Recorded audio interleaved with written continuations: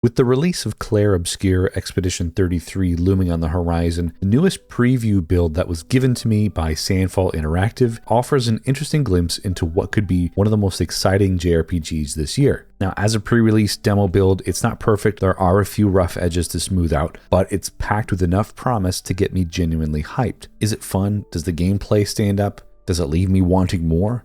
So after spending some time with the game, I can confidently say yes, but there are a few caveats here, which we will discuss shortly. So thank you again, Sandfall Interactive, for providing me with a review kind of demo build for this game. I'm very excited to tell you guys my thoughts. Don't forget to like and subscribe, comment down below, let me know your thoughts on this game. Are you excited for it? So with that being said, let's get to the video. So starting up here, I decided to test this demo on my Steam Deck, curious to see how this ambitious title would fare on Valve's portable powerhouse. Now, all the footage you're seeing here is recorded straight on the Steam Deck using the Decky Recorder plugin. This is honestly the most convenient way for me to play. I know it might not look ideal, and I know there was going to be some compromises. I mean, after all, this really isn't a lightweight game, and I'll tell you straight up, it's definitely not without its hiccups. There's lots of frame drops that creep in during busier moments. I had to stick with the low settings to keep things mostly stable, and with the settings on low, I couldn't really get a consistent frame rate, with the lowest dropping around about 24 frames on the overworld map. Now, towards the end of the demo, it seemed to pick up a little bit, but again, this is a demo build. I'm hoping that the devs can squeeze out a bit more optimization before the launch, especially on Steam Deck. I did play on PC a little bit just to see if there were any differences, and I could actually run this game on medium. The frame rate seemed to be a little bit more stable, but we still had some issues, so we'll see how we go. If this game isn't able to be optimized for launch on PC or Steam Deck, I'll probably pick up the PlayStation 5 version for a smoother, hopefully plug and play experience. The console experience on PS5 plus the PlayStation Portal might just outweigh the convenience of playing natively on the Steam Deck here, but we'll see. Now, one other small annoyance stood out to me, and it's the button mapping with the controller. The game defaults to the Xbox style layout, XABY, if you're playing with the built-in controller. Of course, you can also have keyboard mouse layout as well if you're playing that way, but I gotta say, it feels off when your muscle memory expects PlayStation's traditional square, triangle, circle, X setup. A customizable layout or an alternative layout would be a welcome addition for the full release, so hopefully it picks that up. I know it's a minor nitpick, but it could improve accessibility. A lot of games actually do this on Steam Deck, so hopefully this can be added. I know it's minor, but still, I've just got to say it.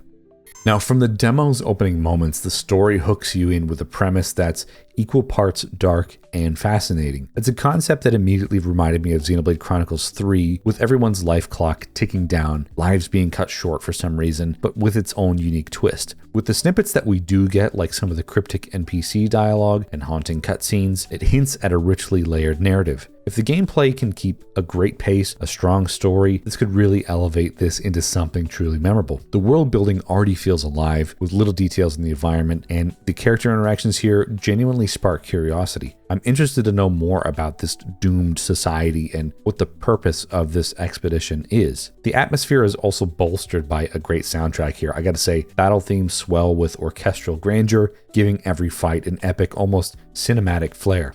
Meanwhile, the exploration tracks weave in softer, more melancholic tones that make wandering the world feel like stepping into a dream, or maybe even a nightmare depending on where you are and what you're hearing. It's pretty immersive stuff. It's the kind of music that's going to stick with you long after you put the controller down, hopefully. And between the visuals and the score, Clair Obscure nails that intangible vibe that's going to draw you into the universe.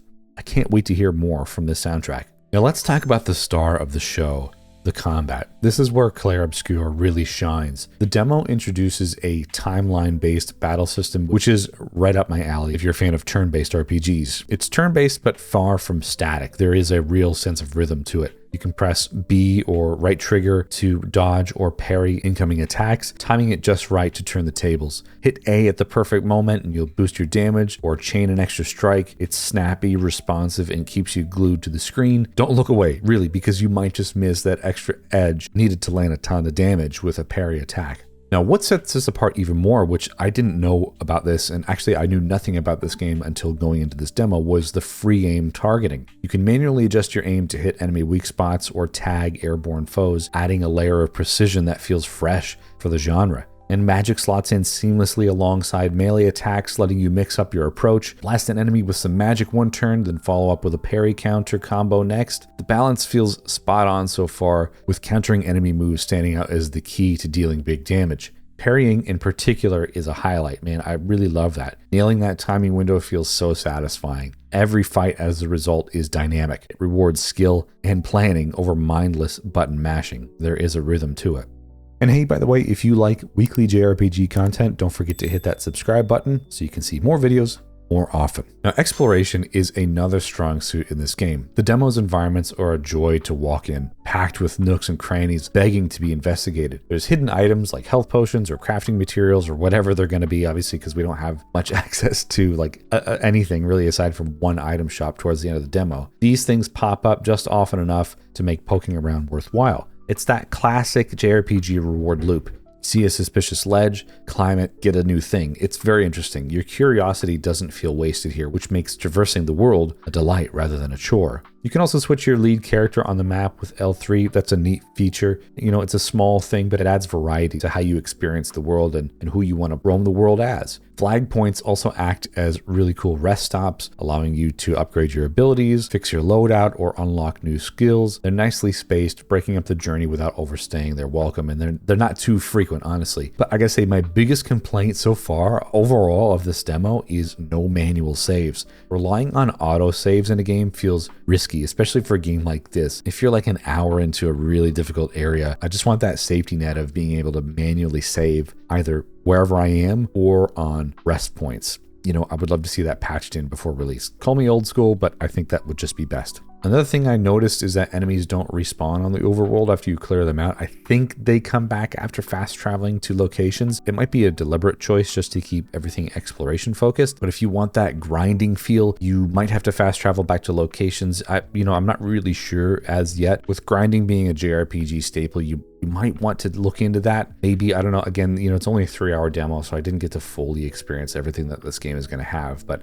yeah, aside from that, I would also like the text size bumped up a little bit. A quick UI tweak could go a long way for readability, especially on Steam Deck, something to bear in mind for the devs. So Clair Obscure Expedition 33's demo left me genuinely impressed. The combat system is standout, blending strategy and reflexes in a way that feels both nostalgic and innovative. Something that a lot of modern, classic-inspired titles say they're going to do, but actually don't pull off quite well. Exploration is rewarding, story teases a captivating mystery, and the atmosphere pulls you in deeply straight away, even with the demo. Obviously, we don't really know anything, but it's interesting. And yes, there are a lot of kinks to iron out.